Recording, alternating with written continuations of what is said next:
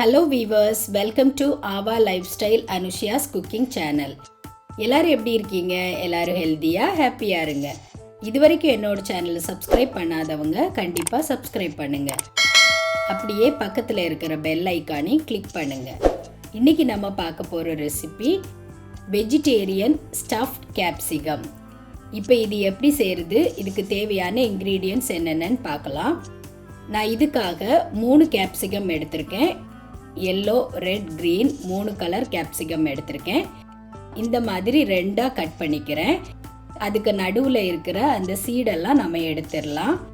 எடுத்துட்டு அதை க்ளீன் பண்ணி இந்த மாதிரியே எல்லா கேப்சிகமையும் நான் க்ளீன் பண்ணி வச்சுருக்கேன். இப்போ இதுக்கு தேவையான மற்ற இன்க்ரீடியன்ட்ஸ் என்னென்னு பார்த்துடலாம். ஒரு பெரிய வெங்காயம் எடுத்து அதை சின்ன சின்னதாக கட் பண்ணி வச்சுருக்கேன். ஒரு மீடியம் சைஸ் தக்காளி, அதையும் சின்னதாக கட் பண்ணி வச்சுருக்கேன். ஒரு சின்ன பீஸ் இஞ்சி, அதையும் குட்டியாக கட் பண்ணி வச்சுருக்கேன்.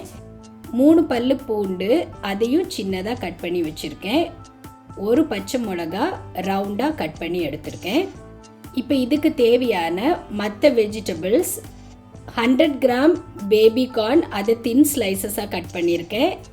100 கிராம் மஷ்ரூம், அதையும் தின் ஸ்லைசஸாக கட் பண்ணியிருக்கேன்.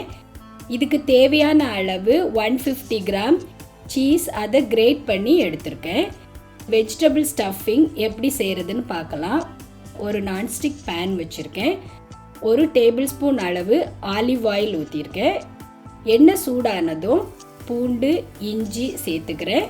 பச்சை மிளகாய் சேர்த்துக்கலாம். சேர்த்துட்டு இதை நல்லா வதக்கிக்கலாம். இப்போது நம்ம கட் பண்ணி வச்சுருந்த பெரிய வெங்காயம் சேர்த்துக்கிறேன். சேர்த்துட்டு நல்லா சாட்டே பண்ணிக்கலாம். தக்காளி சேர்த்துக்கிறேன். சேர்த்துட்டு நல்லா சாட்டே பண்ணிக்கலாம். இந்த வெங்காயம் தக்காளி நல்லா வதங்க வேணாம். இப்போ நாம் கட் பண்ணி வச்சுருந்த பேபி கார்ன், மஷ்ரூம் 2ஐயும் சேர்த்துக்கிறேன். சேர்த்துட்டு நல்லா மிக்ஸ் பண்ணி விட்டுடலாம். இப்போ இதை ஒரு மூடி போட்டு ஒரு 2 to 3 மினிட்ஸ் அப்படியே குக் பண்ண விட்டுடலாம். மீடியம் டு லோ ஃப்ளேமில் குக் பண்ண விட்டுடலாம். இப்போ பாருங்கள், அது ஒரு 50% குக் ஆகிடுச்சு. இந்த டைமில் நாம் இதுக்கு தேவையான மசாலா சேர்த்துக்கலாம். மஞ்சள் தூள் 1/4 டீஸ்பூன், மிளகாய் தூள் 1 டீஸ்பூன், மிளகு தூள் 1/2 டீஸ்பூன், உப்பு தேவையான அளவு சேர்த்துக்கிறேன். சேர்த்துட்டு இதை நல்லா மிக்ஸ் பண்ணி விட்டுடலாம். இந்த மசாலாவோட பச்சை வாசனை போனதுக்கப்புறம் நான் இது கூடவே 3 சாஸ் சேர்த்துக்கிறேன். Red chilli sauce 1 teaspoon, tomato sauce 1 teaspoon, schezwan sauce 1 teaspoon. இது 3ஐயும் சேர்த்துட்டு நல்லா மிக்ஸ் பண்ணி விட்டுடலாம். மூடி போட்டு ஒரு 1 மினிட் நாம் இதை குக் பண்ண விட்டுடலாம். இப்போ பாருங்கள், நம்மளோட ஸ்டஃபிங் சூப்பராக ரெடி ஆயிடுச்சு. லாஸ்ட்டாக நம்ம கட் பண்ணி வச்சுருந்த மல்லியில் சேர்த்துக்கலாம். சேர்த்துட்டு இதை நல்லா மிக்ஸ் பண்ணி விட்டுடலாம். இப்போ இதை ஃப்ளேம் ஆஃப் பண்ணி எடுத்துடலாம். இப்போ நாம் கட் பண்ணி வச்சுருந்த அந்த கேப்சிகமை இந்த பிளேட்டில் அரேஞ்ச் பண்ணி வச்சுருக்கேன். அதில் நாம் ரெடி பண்ணி வச்சுருக்க இந்த ஸ்டஃபிங்கை ஃபில் பண்ணிடலாம். அதே மாதிரி எல்லா கேப்சிகம்லையும் ஈவனாக ஃபில் பண்ணிட்டேன். இப்போ இது மேலே நாம் துருவி வச்சுருந்த அந்த சீஸ் சேர்த்துக்கலாம். சீஸ் உங்களோட விருப்பத்துக்கு ஏற்ற மாதிரி நீங்கள் சேர்த்துக்கலாம். இப்போது இதை நாம் பேக் பண்ண போகிறோம். அதுக்காக ஒரு பேக்கிங் ட்ரே நான் ரெடி பண்ணி வச்சுருக்கேன். அதுலேயும் நான் ஆலிவ் ஆயில் ஸ்ப்ரெட் பண்ணி வச்சுருக்கேன். இப்போ நாம் அதில் ஸ்டஃப் பண்ணி வச்சுருந்த அந்த கேப்சிகம் எல்லாத்தையும் அரேஞ்ச் பண்ணிடலாம். நான் ரவுண்டாக தான் அரேஞ்ச் பண்ணியிருக்கேன். இப்போ அது மேலே கொஞ்சமாக ஹர்ப்ஸ் நான் ஸ்ப்ரிங்கிள் பண்ணுறேன்.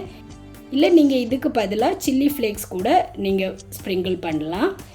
இப்போ நாம் இதை எடுத்து ஓவனில் பேக் பண்ண வச்சிடலாம். 220 டிகிரியில் நான் ஒரு 20 to 25 மினிட்ஸ் நான் இதை விட்டுருக்கேன். எனக்கு சூப்பராக அது பேக் ஆகிடுச்சு பாருங்கள். இப்போ நாம் இதை ஓவனை ஆஃப் பண்ணிவிட்டு இதை எடுத்துடலாம். நம்மளோட வெஜிடேரியன் ஸ்டஃப்ட் கேப்சிகம் சூப்பராக பேக் ஆகிடுச்சு. இப்போ இதை கூல் டவுன் பண்ண விட்டுடலாம். உள்ளாடி ஸ்டஃபிங் நான் வெஜிடேரியன் தான் வச்சுருக்கேன். இதுக்கு பதிலாக நீங்கள் மின்ஸ்ட் சிக்கன் வைக்கலாம், இல்லை மின்ஸ்ட் மீட் வைக்கலாம், பன்னீர் கூட வைக்கலாம். சூப்பராக இருக்கும். நான் நெக்ஸ்ட் டைம் அதுவும் உங்களுக்கு ஷேர் பண்ணுறேன். இப்போ நான் இதை உங்களுக்கு கட் பண்ணி சாப்பிட்டு காமிக்கிறேன்.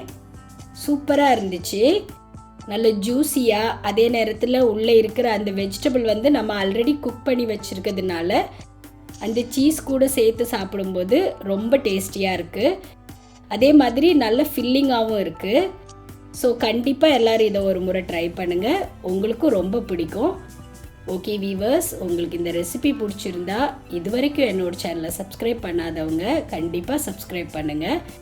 அப்படியே உங்கள் ஃப்ரெண்ட்ஸ்க்கும் ஷேர் பண்ணுங்கள். ரெகுலராக என்னோடய சேனலை வாட்ச் பண்ணுங்கள், சப்போர்ட் பண்ணுங்கள். நான் இதே மாதிரி இன்ட்ரெஸ்டிங்கான ரெசிபீஸ் உங்கள் கூட ஷேர் பண்ணிகிட்டே இருப்பேன்.